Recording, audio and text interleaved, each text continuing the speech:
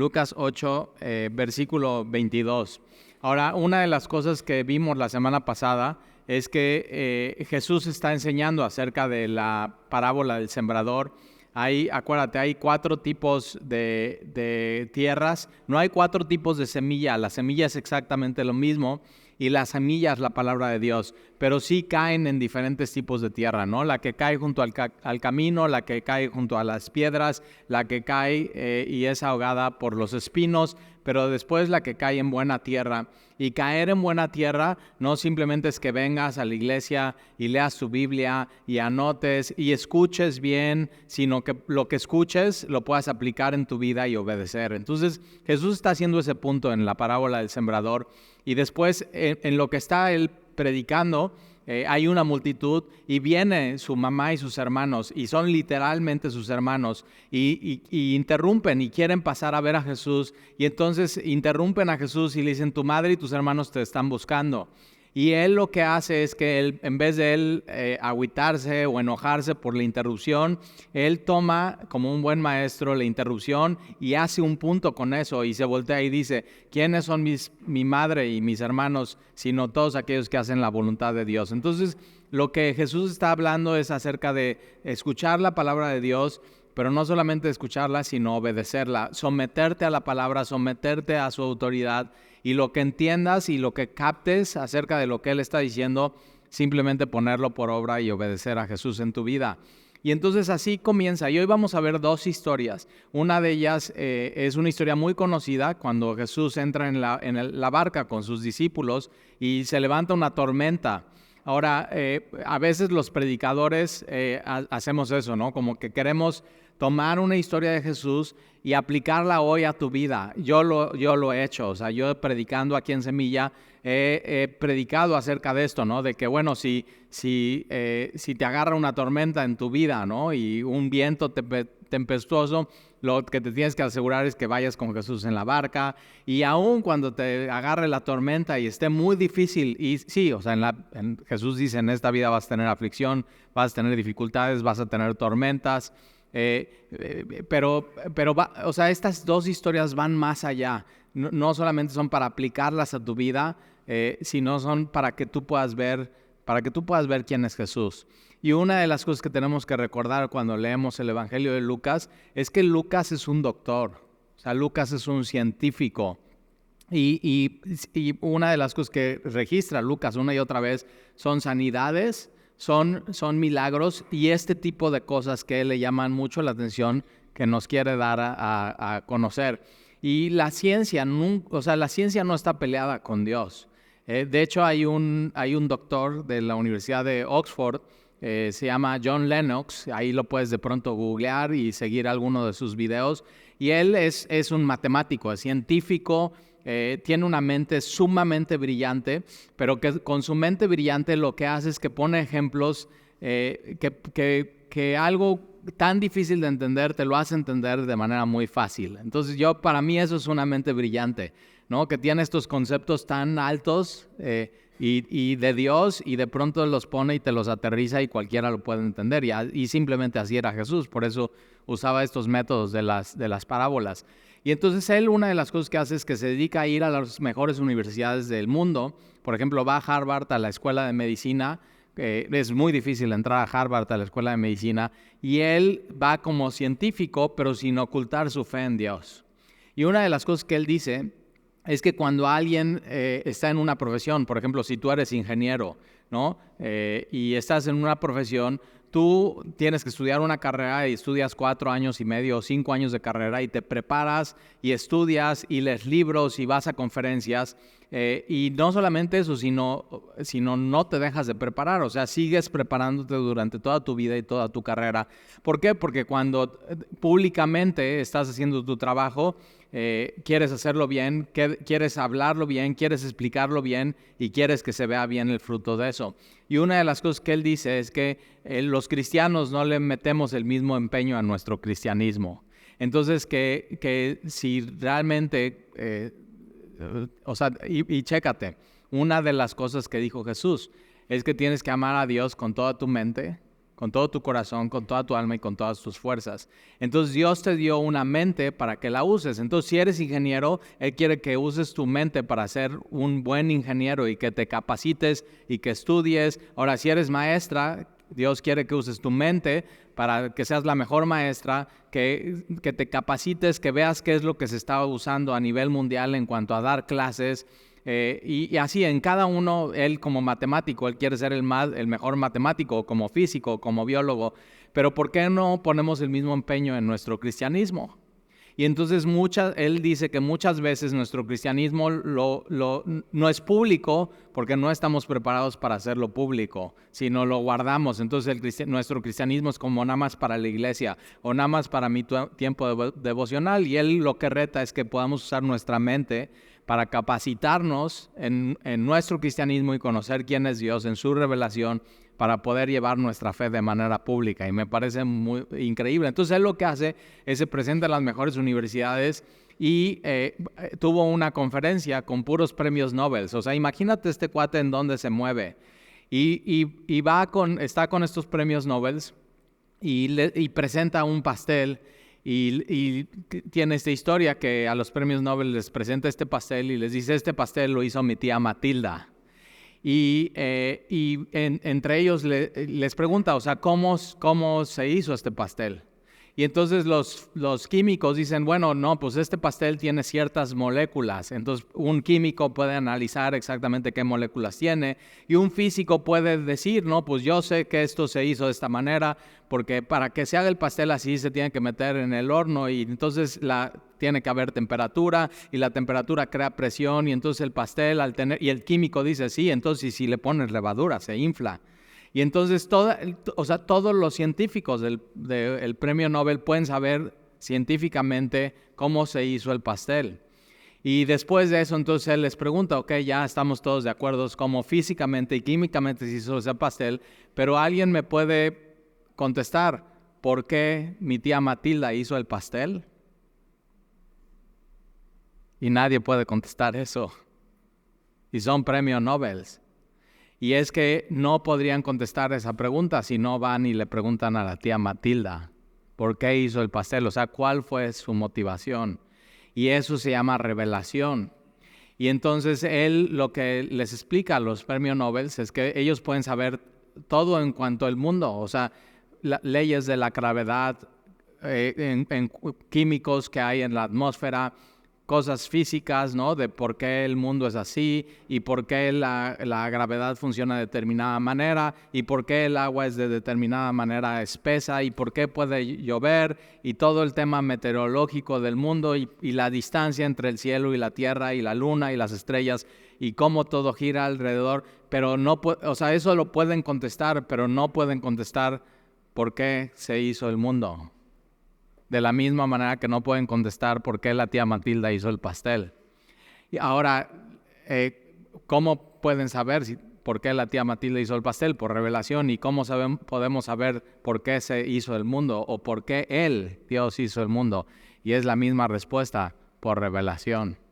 Y entonces, cuando tú vas y le preguntas a la tía Matilda por qué hiciste el pastel y ella contesta, tú tienes que usar tu mente y tu razonamiento para ver si es lógico lo que dice. Y entonces él lo que dice es que cuando vas y le preguntas a la Biblia por qué Dios hizo el mundo, y ahí están las respuestas, ellos no tienen que quitar de su mente, estos científicos, la lógica, sino pueden decir esto es lógico o no. Y entonces una de las cosas que dice es que la teoría de la evolución se aleja completamente de la ciencia, pero la teoría de que Dios existe es una evidencia de que la ciencia es correcta. O sea, por eso tenemos la ciencia como la tenemos. Y entonces Lucas, por ejemplo, usa todo eso, usa los fenómenos que suceden alrededor de Jesús para enseñarnos quién es Jesús y que tú puedas conocerlo y te quede claro y no tengas la menor duda y sobre todo puedas poner tu confianza en Él. Entonces, versículo 22. Aconteció un día que entró en una barca con sus discípulos. Entonces acuérdate, este es el mar de Galilea, que no es un mar, es un lago, pero le dicen el mar de Galilea. Si tú ves el mapa del mar de Galilea en Google, por ejemplo, ves que es de la forma de una arpa, ¿no? Por eso es el lago de Genesaret, que significa arpa. Y entonces Jesús entra primero en la barca y después entran sus discípulos. Él tomó la decisión que iban a hacer eso ese día. Son barcas de madera, ¿no? Con velas. Y entonces Jesús entra en la barca. Acuérdate, sus discípulos son pescadores. Ellos saben. O sea, ellos saben. Tú, por ejemplo, cuando te invitan a pescar, ¿no? Y te vas a subir en una de estas lanchas de aquí de Alvarado, ¿no? Y dices, ¿y cómo me subo? O sea, ¿dónde pongo el pie para no caerme de un lado? Y así, ¿cómo te balanceas en la barca? Y hay técnicas, ¿no? Que los pescadores usan. O sea, si van 4, por ejemplo, no pueden ir todos de un lado porque si no la barca no navega bien y no agarra bien su velocidad. O sea, hay muchos trucos que tienen los pescadores. Y estos son pescadores profesionales, saben cómo subirse en la barca. Pero quien los mete en la barca es Jesús. Y es un detallito que tiene que quedar claro. Y entonces entra con sus discípulos y les dijo, es crucial lo que les dice en esta historia. Y hay que poner atención siempre a lo que está diciendo Jesús en tu vida. Entonces, y les dijo, pasemos al otro lado del lago. Ellos están en la parte norte del lago de Galilea y él está diciendo, vamos a cruzar hasta el otro lado del mar de Galilea, posiblemente costeando o posiblemente de la manera más rápida que es en línea recta. Pero ve lo que dice Jesús, pasemos al otro lado del lago. Jesús lo está diciendo como un hecho y como una certeza. Y por eso vale la pena siempre poner mucha atención a lo que está diciendo Jesús. Y entonces dice que partieron. Pero mientras navegaban, él se durmió. Y aquí puedes ver la humanidad de Jesús.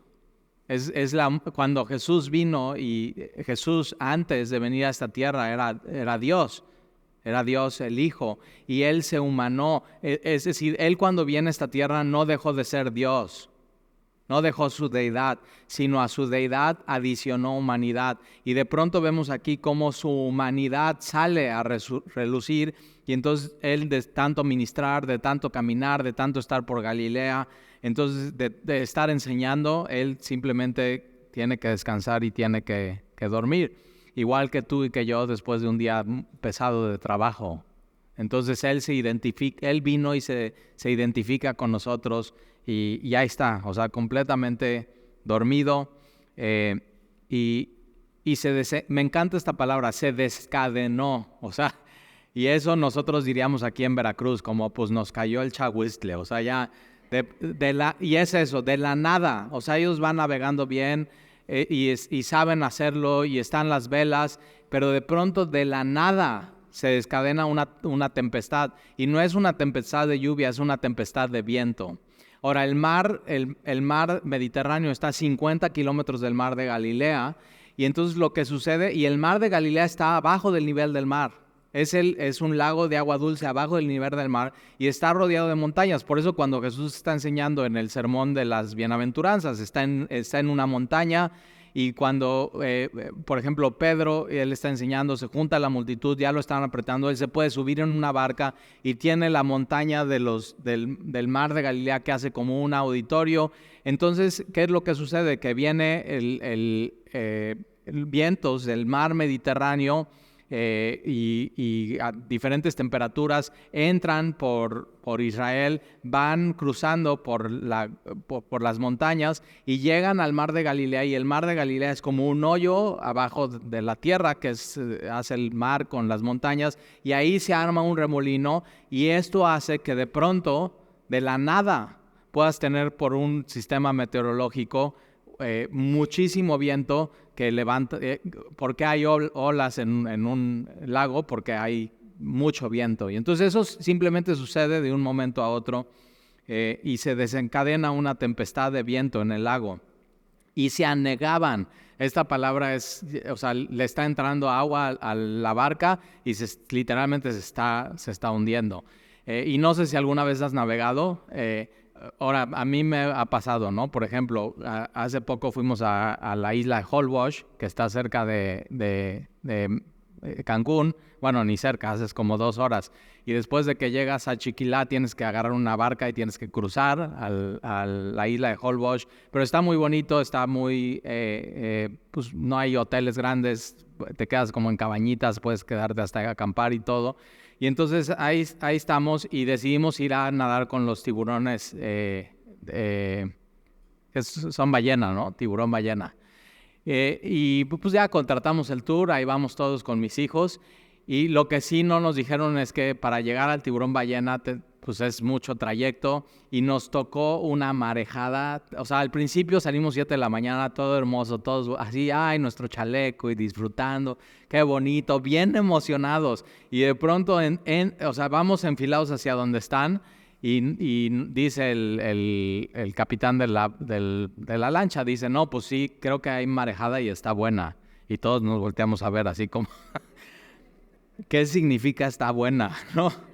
Y ahí vamos y de pronto ya unas olas tremendas así y la lancha está azote, 3 horas así.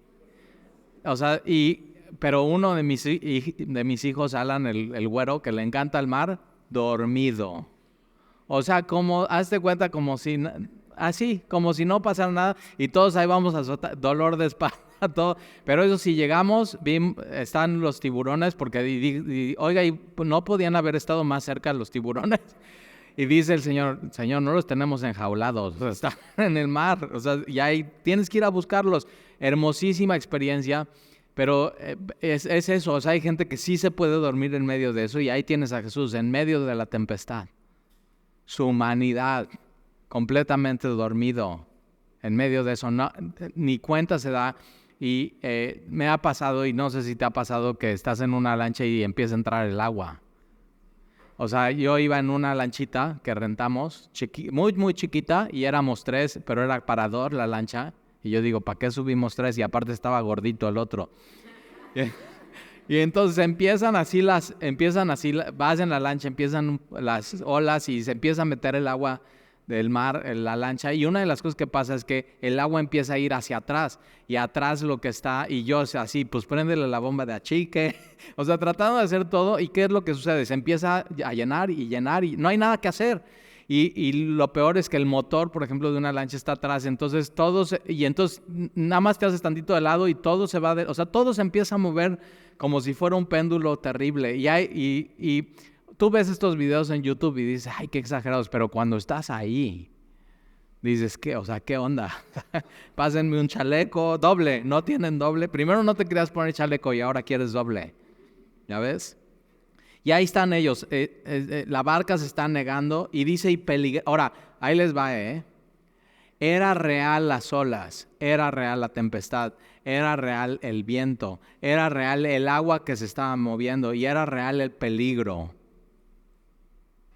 Pero también es real que Jesús había dicho, vamos a pasar al otro lado. Y entonces siempre tienes que poner atención a lo que Jesús dice. Era real lo que Jesús había dicho.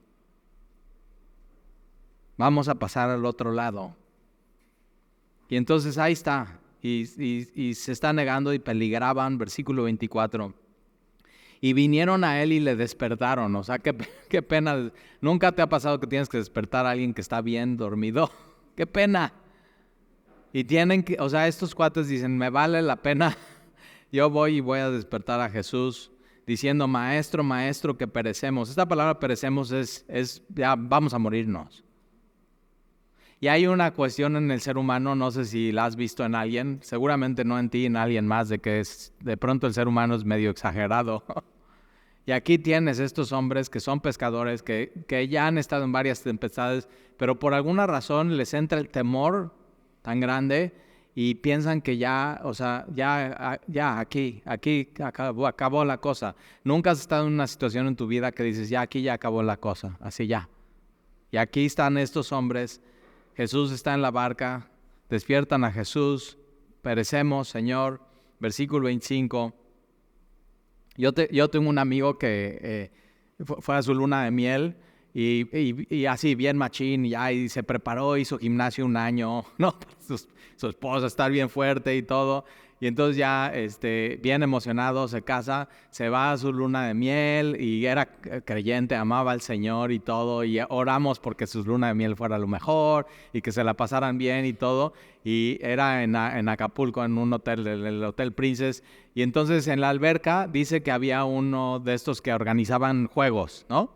Y yo digo, amigo, en luna de miel, ¿qué haces jugando juegos en la alberca? O sea, ¿qué estás pensando? Oramos mucho por ti para que estuvieras con tu esposa y la pasaran juntos y romántico.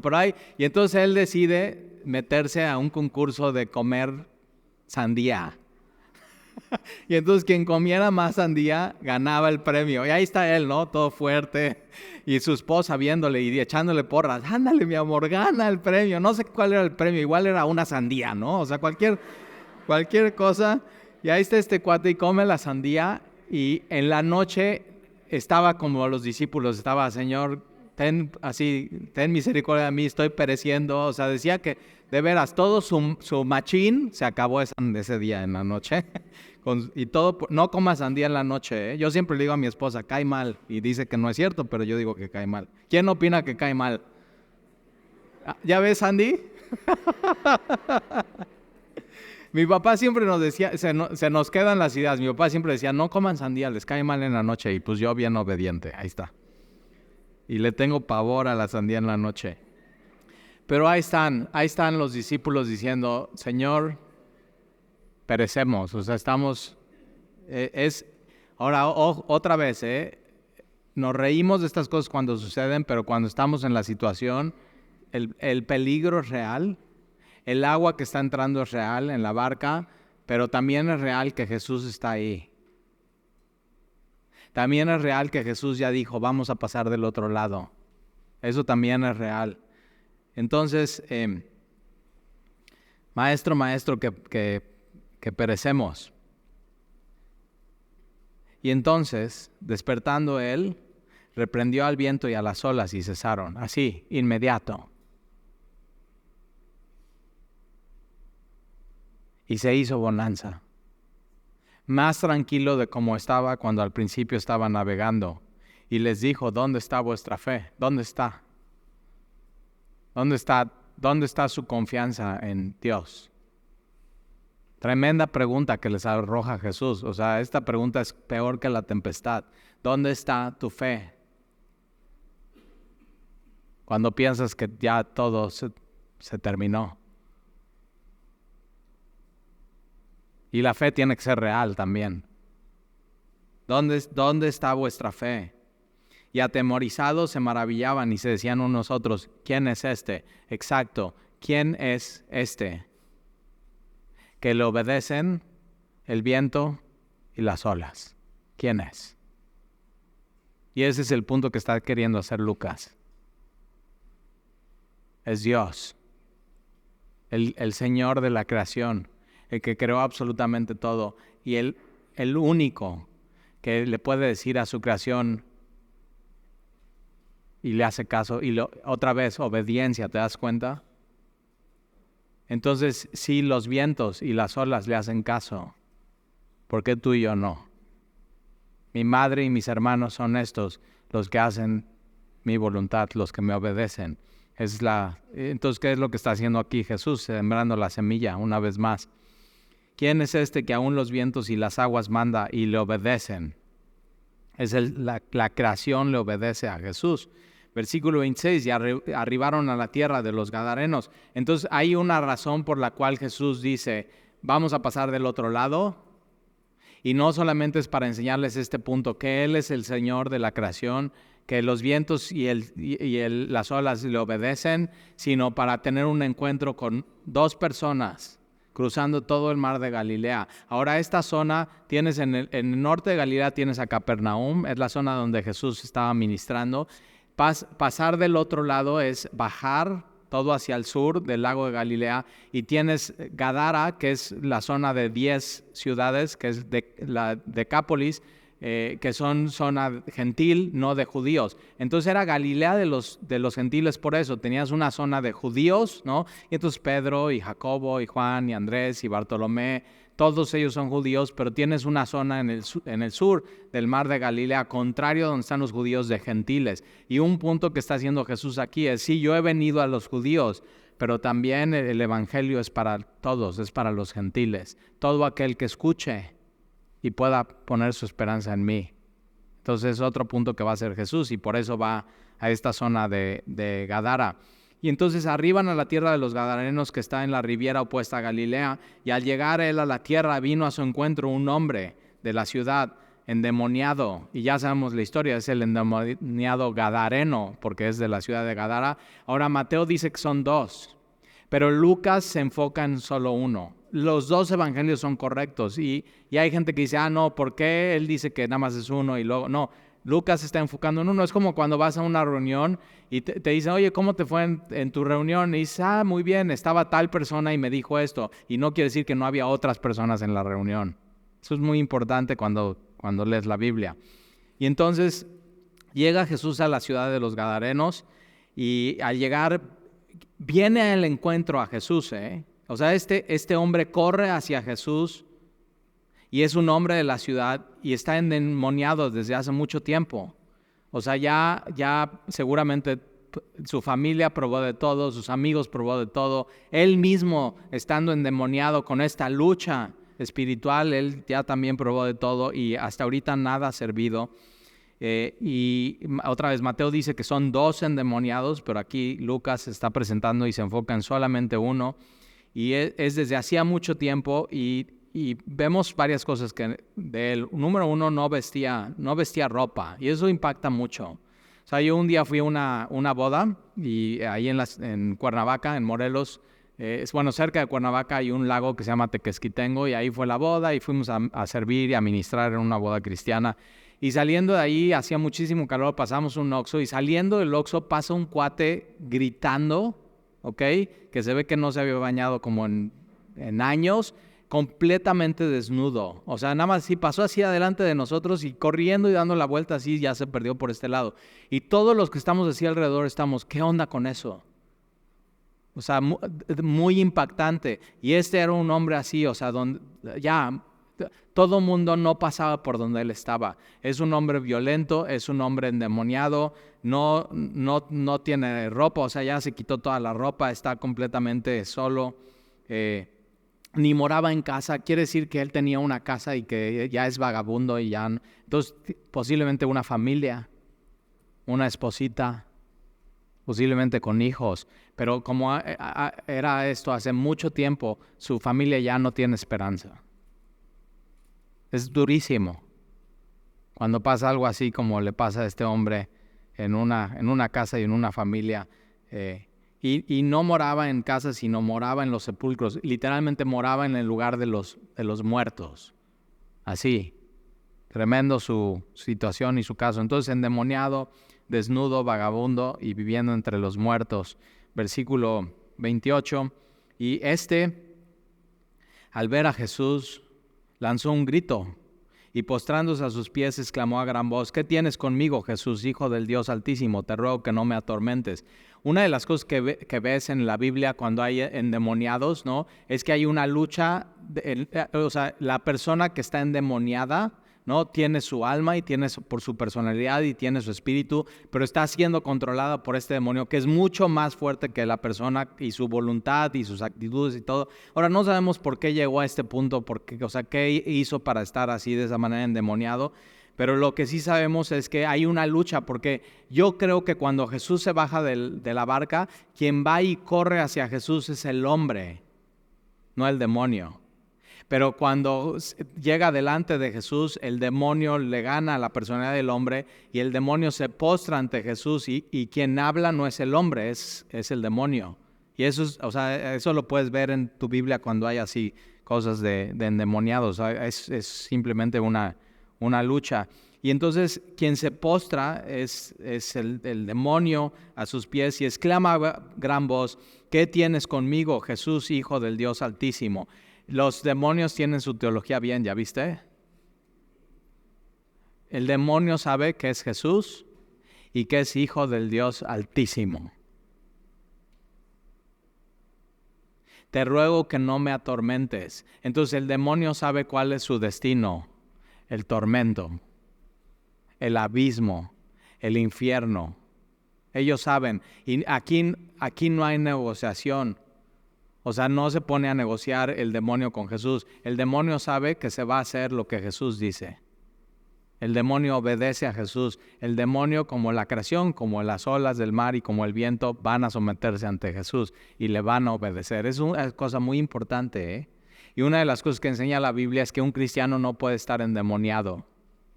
Primera de Juan, el que está en nosotros es más fuerte que el que está en el mundo. Entonces, si tú tienes a Jesús en tu vida y en tu corazón, nada se te puede meter.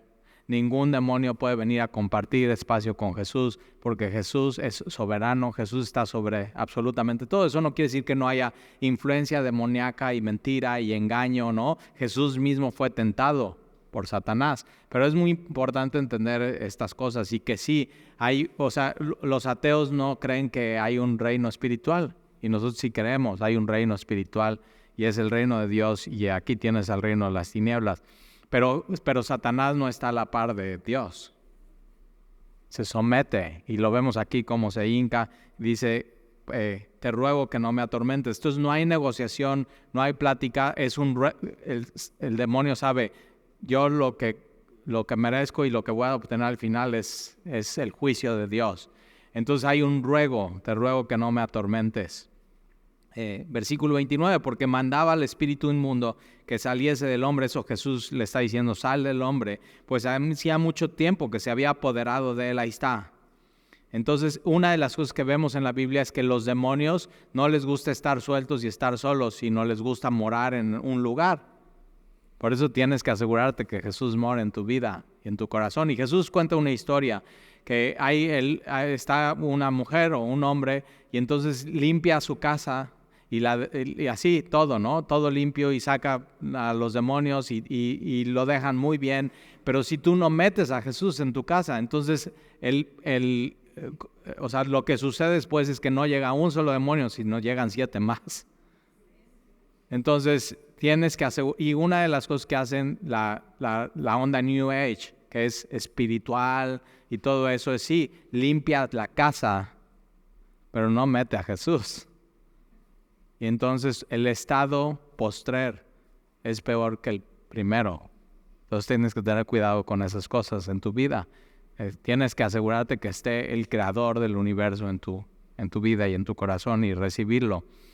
Y entonces, porque mandaba al espíritu inmundo que saliese del hombre, pues hacía mucho tiempo que se había apoderado de él, y le ataban con cadenas y grillos. Ahora, ahí te va, la sociedad lo más que puede hacer por un hombre es tratar de controlarlo, y con muy buenas intenciones. La familia, los amigos y la sociedad, lo que más pueden hacer por un hombre es tratar de controlarlo, pero el único que lo puede cambiar a un hombre es Dios. Es muy importante entender eso. Y a veces, cuando tratamos de controlar a un joven, a un adicto, o sea, por ejemplo, tú le puedes decir a un adicto de cocaína, no, mira, ya te vamos a encerrar aquí en la casa, ya no puedes salir, te vamos a cambiar tu celular para que ya no tengas contactos, te vamos aquí casi a encadenar, va a buscar la manera de conseguir cocaína, a fuerzas. Y no hay un cambio de corazón. Y lo que viene a hacer Jesús con este hombre es viene a cambiar su ser. Y lo que viene a hacer Jesús a mi vida y a tu vida es cambiar todo. Y es eso, cuando lo atan, ¿no? La sociedad y sus amigos y las organizaciones civiles atan al gadareno, ¿no? Para que se esté quieto y no haga daño a los demás y no se haga daño a él. Lo que hace es que se hace más daño a él, porque está tratando de quitar las cadenas, y Mateo dice que toma piedras y se está dañando. Entonces, lleno de marcas, y no se resuelve la situación. La situación de las personas se tienen que resolver de fondo, y eso se resuelven en el corazón, y eso solamente lo puede hacer Jesús. Entonces, por eso puede ser que estés aquí y hayas intentado de todo, y tu familia haya intentado de todo contigo, y lo único que te queda es intentar es Jesús. pero no es, o sea, puede ser que sea lo último de tu lista, pero al final es lo primero. Él es el Altísimo, Él es Dios, Él es todopoderoso, entonces tienes que conocerle. Y entonces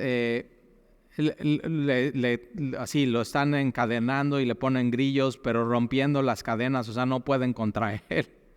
Era impelido por el demonio a los desiertos, entonces el demonio los controlaba. Versículo 30, y le preguntó a Jesús diciendo, ¿cómo te llamas?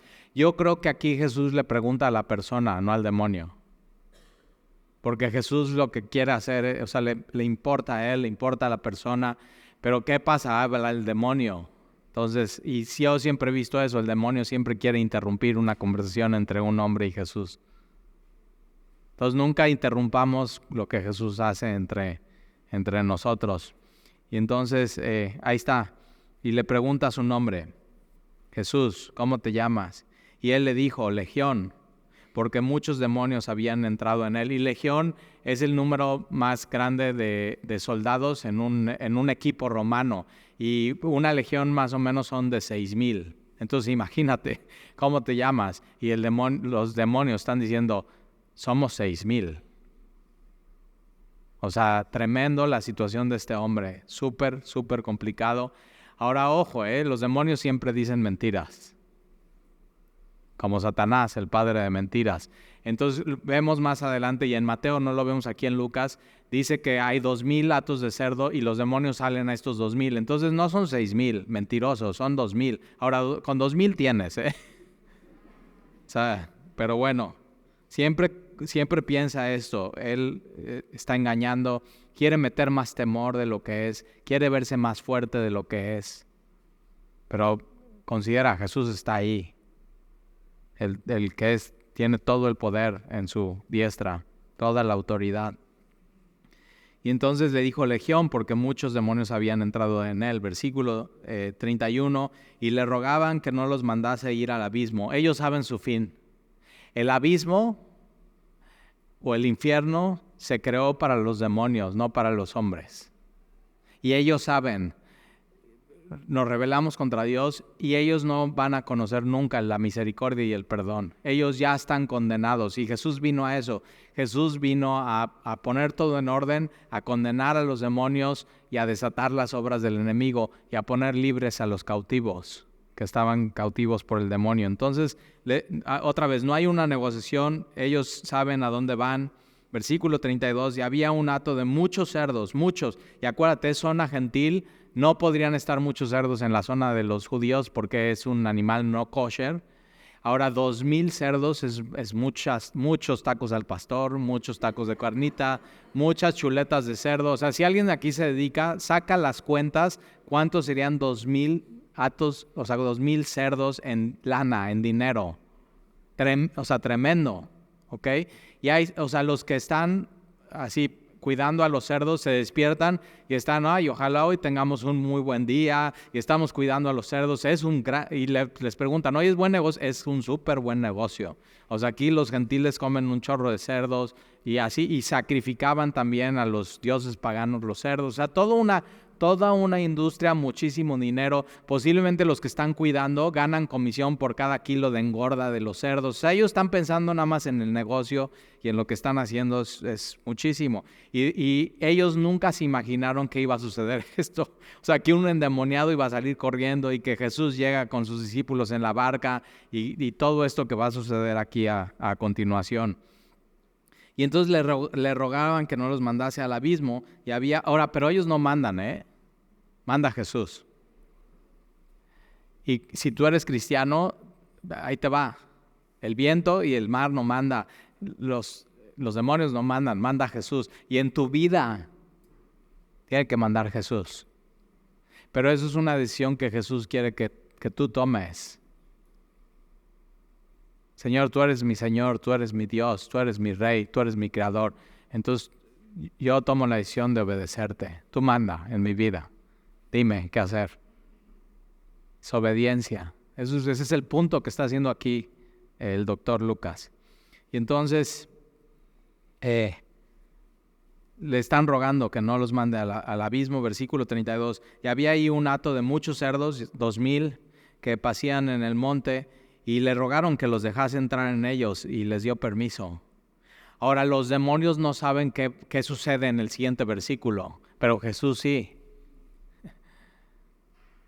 Ahora, lo que vemos aquí de los demonios es que ellos nos están diciendo, Jesús, déjanos salir de él y lo dejamos solo. Pero ahora Jesús pudo haber dicho, sí, salgan y van con otro hombre, y Jesús no quiere eso tampoco. Entonces ves mucha implicación de lo que está pasando aquí en esta conversación. Entonces le ruegan que los deje salir y entrar en los cerdos. Un demonio no hace daño cuando no está morando en alguien. Quiere morar en alguien o en algo y hacer daño en medio de todo eso. Entonces asegúrate que Jesús viva en tu vida y en tu corazón. Y entonces Jesús les da permiso. Versículo 33, y los demonios salidos del hombre entraron en los cerdos. Y el hato se precipitó por un despeñadero al lago y se ahogó. Así ya.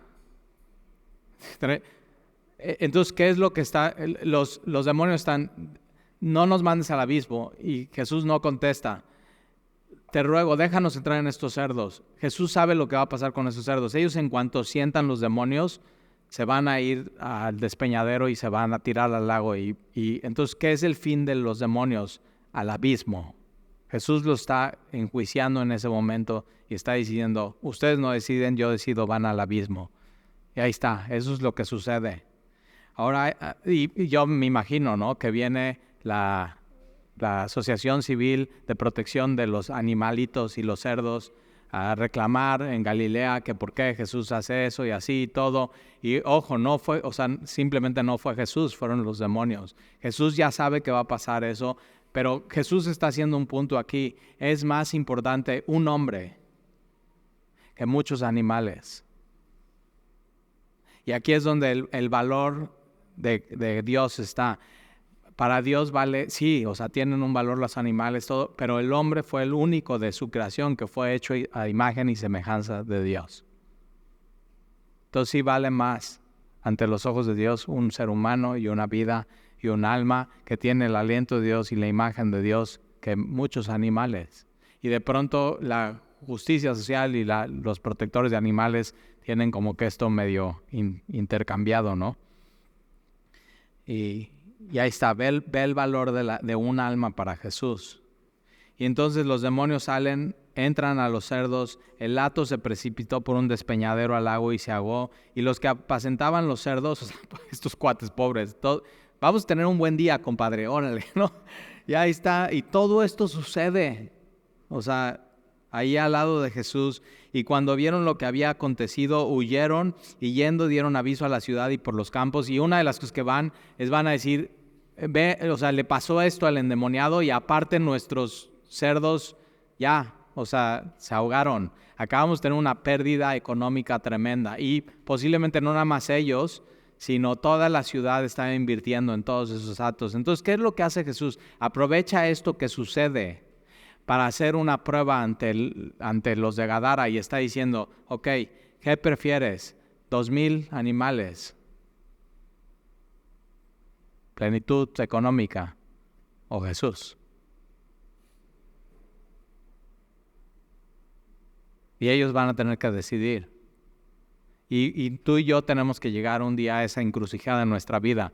¿Qué prefieres? ¿El amor por el dinero y las riquezas? ¿O Jesús?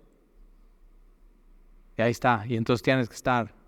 Pero ¿cuánto es 2,000 cerdos en dinero y cuántos kilos y todo? Y lo que fuera. ¿Cuánto quieres? 1,000,000 de pesos. Súbele, 10. Híjoles, por 10 ya la pienso. 20, que es $1,000,000. Ya con eso, ya la hice, lo pongo en el banco. Y yo y mis hijos ya, y igual hasta mis nietos. Y Jesús te está poniendo a prueba y está diciendo, ¿qué escoges? Él lo que quiere es que te des cuenta del valor que Él tiene. ¿Qué escoges? Y entonces ahí está, todo eso está pasando.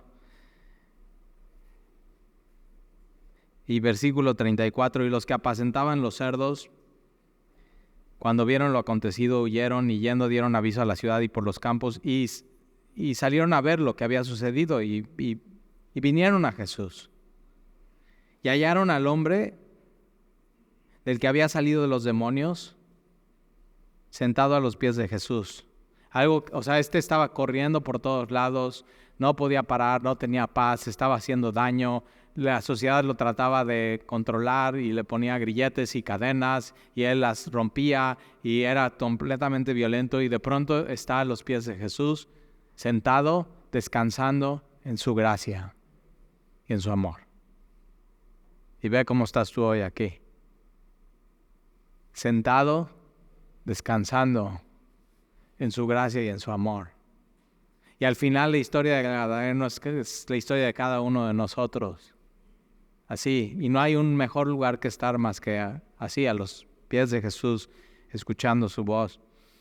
Y entonces está sentado a los pies de Jesús y está vestido, el que estaba completamente desvestido, que no tenía absolutamente nada, de pronto está vestido. Pero ellos cuando salen del Capernaum o de estas ciudades y van a cruzar el mar, acuérdate todo lo que pasa, se está metiendo agua en la barca, se dan al susto de sus vidas y llegan, y nunca Jesús dijo métanse, no dicen traigan cambio de ropa, chicos, no se vayan a mojar, no, simplemente llegan ahí y ¿con qué ropa visten a este hombre? Y yo me puedo imaginar perfecto a Jesús, tomando su túnica y este hombre endemoniado así, sin ropa, y Jesús haciendo esto, así, ya. Y aquí estamos, a los pies de Jesús y vestidos por Él, porque Él nos ha vestido de su justicia. Eso es el Evangelio. Espero que no vengas vestido de tu justicia,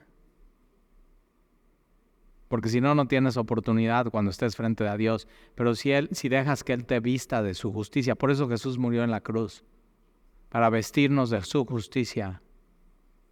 Y entonces vemos a este hombre a los pies de Jesús, vestido, y dice, y con mente sana, con mente cabal. Entonces no estaba pensando bien. Y de pronto lo ves y está pensando correctamente. Y eso es lo que hace Jesús semana tras semana en nuestras vidas. De pronto no estamos pensando bien, no estamos pensando correctamente, estamos siendo imprudentes en nuestras vidas. ¿Y qué hace Jesús? Viene y renueva nuestro entendimiento, renueva nuestra mente, lo hace semana tras semana. Yo me he puesto a pensar de pronto así, antes de Jesús y en mi juventud, y digo, ¿qué mente hacía esas cosas en el mundo? ¿Qué mente tan imprudente, tan impulsivo, qué locura? Y de pronto encuentras así con otros, sentado a los pies de Jesús, vestido de su justicia y pensando bien, correctamente, y sobre todo conociendo quién es Jesús y sabiendo quién eres tú ahora, tu nueva identidad. Y entonces ahí está este hombre, Jesús le cambia completamente la vida, y entonces estos hombres se le están viendo, y dice, y tuvieron miedo. Versículo 36, y los que lo habían visto les contaron cómo había sido salvado el endemoniado. Entonces el endemoniado estaba perdido y ahora era salvo por Jesús. Y es tu historia y mi historia. Antes estábamos perdidos y ahora somos salvos. Y tenemos a Jesús en nuestras vidas. Y dices, es que yo sé eso. Antes estaba perdido y ahora soy salvo. Tengo a Jesús, tengo vida eterna. Como el ciego. Mira, yo solamente sé, cuando lo entrevistan, digan lo que quieran, pero yo solamente sé que antes era ciego y ahora veo. Y eso es el efecto de Jesús en nuestras vidas. Y entonces, versículo 37, entonces toda la multitud de la región alrededor de los Gadarenos le rogó. Van con Jesús y toda la multitud se junta y le empiezan a rogar a Jesús. Jesús, sánanos. Jesús, quédate. Jesús, te amamos. Jesús, no hacen eso.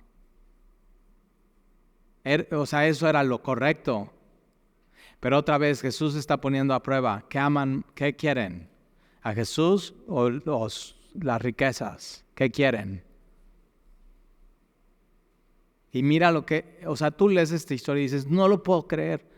Pero hay historias de gente que Jesús se revela a sus vidas y no es con Jesús y dices, no lo puedo creer.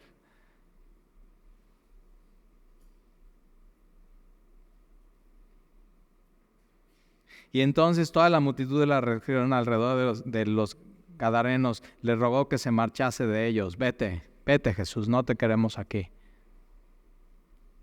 ¿Conoces a alguien así? Que le haya dicho, mira, está muy bien tu rollo, pero yo no quiero nada que ver con Jesús. Yo voy a seguir mi vida igual. No quiero cambiar. Es tremendo. No han entendido quién es Jesús, ¿verdad?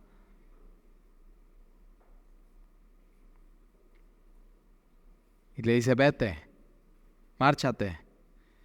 Pues tenían gran temor y Jesús entrando en la barca, ve lo que hace Jesús. Jesús dice, ok, ¿quieren eso? Eso es lo que les doy. Y al final, la humanidad lo que escoja va a recibir. ¿No quieres a Dios? ¿No quieres a Jesús? Está bien. Jesús se va a dar la media vuelta, se va a subir en la barca y se va a ir. No cometas ese error hoy. Y entonces Jesús, triste versículo, Jesús entrando en la barca se volvió y se fue, ya. Y el hombre de quien habían salido los demonios le rogaba que le dejase estar con él. Jesús, no me dejes aquí. ¿Qué tal si regresan? Pero no, ya están en el abismo. Él tiene ya a Jesús, ya está con una mente sana, ya está vestido de justicia, ya estuvo a los pies de Jesús. Y entonces Jesús le va a decir que no. Jesús, déjame ir contigo.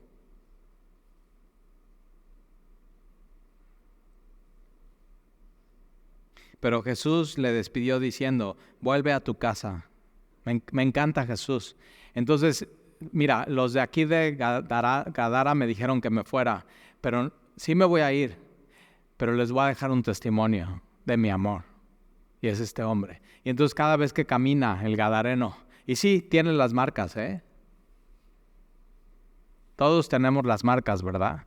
De antes de Jesús en nuestra vida. De cómo nos hicimos daño, de cómo fuimos imprudentes. O sea, es increíble el ser humano. El otro día estaba leyendo un estudio, dice que cuando se enferma, si tienes un animal, un perrito, por ejemplo, ¿no? Y se enferma, lo llevas al veterinario. O sea, no te esperas, lo llevas ese día, dejas todo lo que tienes que hacer, lo llevas al veterinario te dice, le tienes que dar 2 gotitas de estas al día. Y le das esas 2 gotitas al día, pero que el ser humano cuando se siente mal, no va al doctor luego. Y cuando el doctor le dice, oye, tienes que tomar estas medicinas para tu diabetes y tienes que tomarlas 2 veces al día, no te las tomas a tiempo. El ser humano se hace daño. Y te dice el doctor, y tienes que hacer ejercicio, y tienes que dejar de tomar Coca-Cola, y sigues sin hacer ejercicio y tomando Coca-Cola.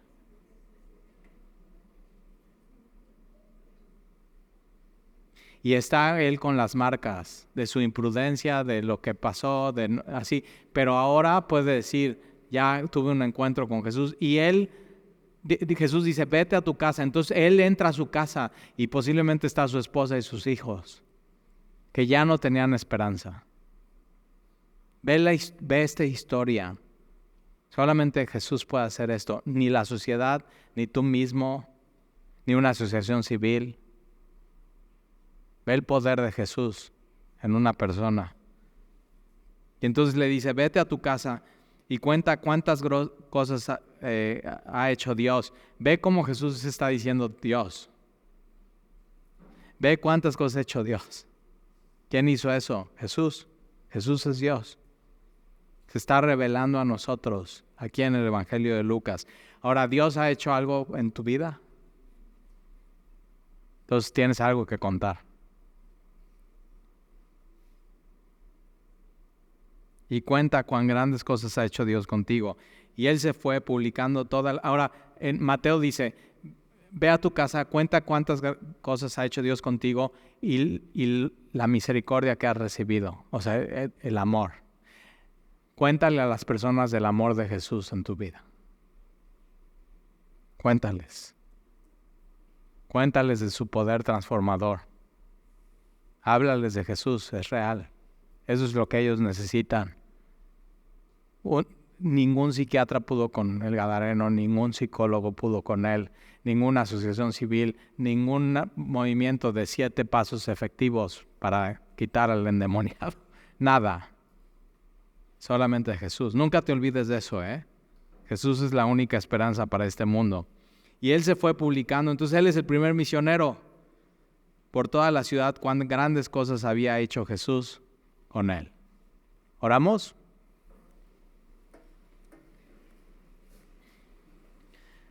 Y Señor, te damos gracias por tu palabra, porque tú te revelas a nuestras vidas. Y estamos aquí, a tus pies, vestidos de tu justicia y pensando claramente en ti, Señor. No permitas que nuestra mente esté divagando en mentiras. No permitas que nuestra mente se vaya por riquezas que son un engaño.